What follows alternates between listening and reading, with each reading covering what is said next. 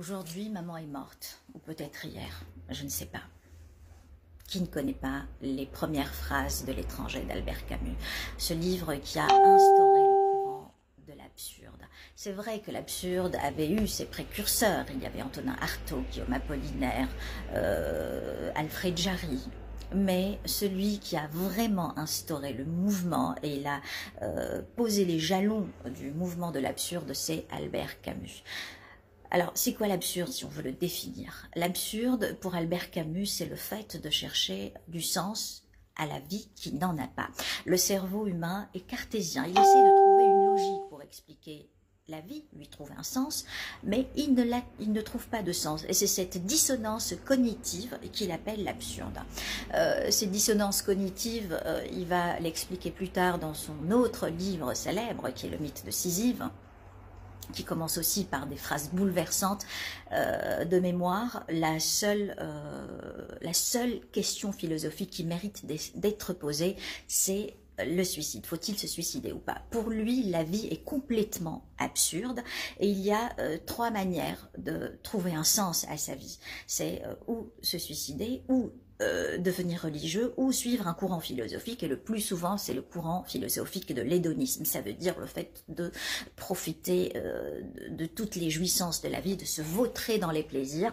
Attention, l'hédonisme, ce n'est pas l'épicurisme. L'épicurisme, c'est autre chose, parce que beaucoup de personnes disent d'une manière très triviale, c'est un épicurien. Pour dire hédoniste, ça veut dire qu'il fait les 400 coups, qu'il profite de la vie. Non, l'épicurisme, c'est tout à fait le contraire.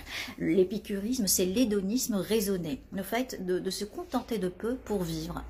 Mais l'hédonisme, c'est complètement autre chose. Là, je me suis un petit peu écartée du livre pour parler du courant de l'absurde en général, parce que le livre instaure tout un courant, mais L'étranger d'Albert Camus parle je vous disais, d'un personnage complètement mystérieux, complètement ataraxique, qui n'a pas d'empathie et qui franchement se contrebalance de toutes les conventions sociales et qui se révolte. Mais la révolte camusienne, c'est pas le fait de prendre des armes ou de se rebiffer d'une manière violente, non.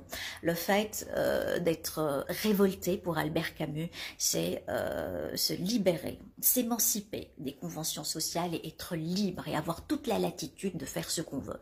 Il s'inspire aussi de la Boétie qui, de la servitude, avait dit l'autorité n'existe que si vous la reconnaissez. Si vous la reconnaissez pas, elle n'existe pas. Et lui ne reconnaît aucune autorité. Donc pour lui, il n'obtempère à rien du tout. Il est complètement libre. La vie pour lui est absurde. Donc il en profite comme il peut et il est complètement libéré de tout, libéré des conventions, libéré de tous ces courants que le grégarisme crée, que les conventions sociales créent autour de nous. Si vous aimez ce courant-là, je peux vous conseiller aussi d'autres écrivains qui sont excellents aussi et qui sont aussi comme Albert Camus, qui n'ont pas sa plume, parce que Albert Camus écrit surtout le livre de L'étranger, qui raconte l'histoire de Meursault, d'une manière clinique, éthérée. Le style n'est pas du tout emphatique, pas très très simple.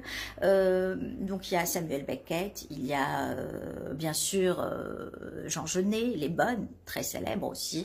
Il y a également la cantatrice chauve d'Eugénie Ionesco qui se joue toujours au théâtre de la Huchette à Paris. Donc c'est vrai que je me suis pas trop attardée sur l'histoire de Meursault, mais vous allez découvrir vous-même. Donc si vous voulez découvrir ce courant, mais qui est complètement mystérieux, je vous invite donc à commencer d'abord par L'étranger.